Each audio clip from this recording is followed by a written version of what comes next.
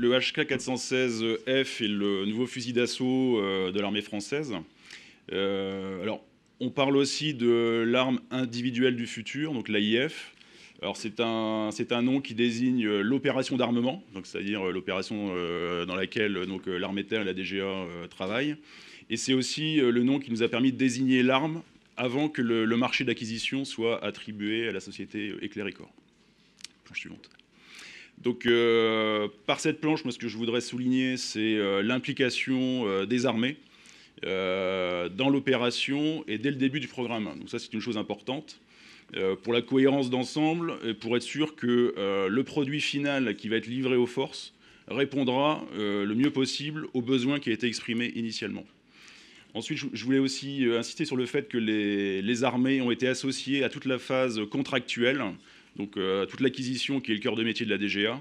Et dans ce cadre-là, les armées ont joué un rôle très actif dans les essais d'évaluation de tous les éléments qui ont été proposés par les candidats lorsque la DGA a lancé son appel d'offres. Donc, on a les trois armées qui sont concernées, mais sur ce projet, le premier interlocuteur de la DGA, c'est l'armée de terre. Donc l'armée de terre est menant sur ce projet. Au niveau des essais, donc ceux-ci ont été conduits dans les 3 centres d'expérimentation des armées, ainsi que dans un centre d'essai de la DGA.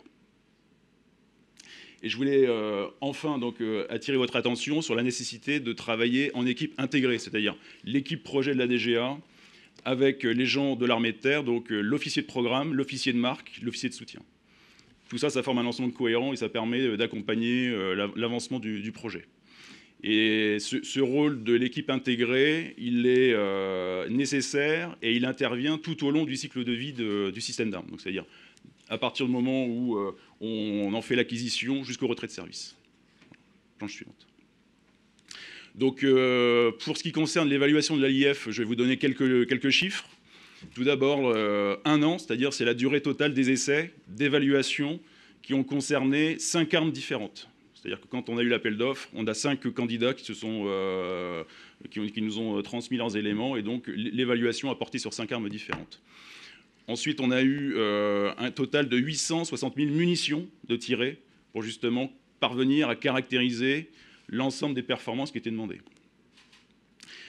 Enfin, je dirais qu'au-delà de ces performances, de ces tirs et ainsi de suite, il faut bien avoir à l'esprit que le soutien, la maintenance, l'aptitude à la mise en œuvre de l'arme a également été évalué. Et le concept d'emploi, le concept de soutien des armes est pris en compte dès le début du programme, parce qu'il est déterminant, je dirais, lorsque l'arme sera, je dirais, en phase d'utilisation. Et donc, au final, je dirais, le résultat de l'ensemble des essais d'évaluation ont constitué une brique parmi tant d'autres qui ont permis, au final, le classement des différentes candidatures. Et donc, ça a permis, à terme, à la DGA de pouvoir attribuer le marché de l'arme individuelle future à la société HK, donc en septembre 2016. Planche suivante. Donc, sur ce marché aujourd'hui, il est prévu de la fourniture aux armées du HK416F, qui est décliné en 2 versions, donc une version standard et une version courte. À cette arme 416F, on lui associe un lance-grenade, le HK269. Et donc, aujourd'hui, on se retrouve finalement à avoir un HK416F en 2 versions qui permet de répondre à des besoins bien distincts. Mais ces 2 versions sont basées sur une plateforme commune qui permet d'optimiser l'emploi et le soutien. Suivante. Donc, en termes de capacité opérationnelle, le HK416F permet donc tout d'abord de tirer des munitions 5,56. Et je tiens à souligner que cette arme est compatible des munitions au standard OTAN, ce qui est intéressant pour des projections OPEX. Ensuite, le 416 permet de tirer des grenades à fusil. Et enfin, si on lui adjoint le HK269, peut tirer également des grenades de 40 mm basse vitesse. Et une des spécificités, je dirais, du 416, c'est qu'il peut tirer ses grenades à fusil. C'est pour ça que c'est ce qui justifie qu'on parle du 416F pour la France. Planche suivante. Pour finir, je rappellerai qu'à terme, l'opération d'armement AIF permettra de doter les armées françaises de 117 000 HK416F. Donc c'est une cible qui a été approuvée en avril 2016 par le Conseil de défense. Donc vous voyez que au niveau des camemberts, celui de gauche vous permet de voir la répartition en fonction des 3 armées. Donc on voit une majorité de la dotation pour l'armée de terre. Et à droite, vous voyez la répartition entre le 416 standard et le 416 court.